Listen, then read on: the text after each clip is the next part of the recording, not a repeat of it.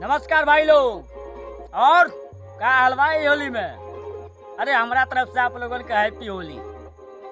आओ लोग भाई लोग, बिना टाइम पास कैले, बिना कोनो बकचोरी कैले, आज के टारगेट हमने के बा।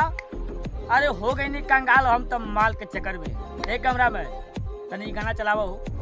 कहताने बाबूजी ना रहे दे हम घर में, कहताने बाबूजी ना रहे दे हम घर में। चार बेरी हो रहल आवेला दिन भर में। हो गई कंगाल हम तो माल के चक्कर में।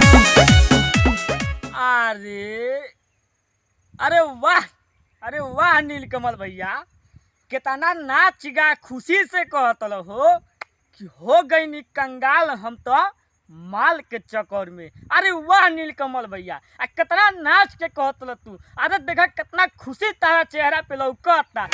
अरे हो गई कंगाल हम तो माल के चक्कर में। कितना खुशी तारा चेहरा पे लौकता, जैसे लगता कि 10 लाख के तारा लॉटरी लाग गई हो। रड़ुआ का हाथ बानी शादी के उम्र में, रड़ुआ का हाथ बानी शादी के उम्र में। हो गई कंगाल हम तो माल के चक्कर में।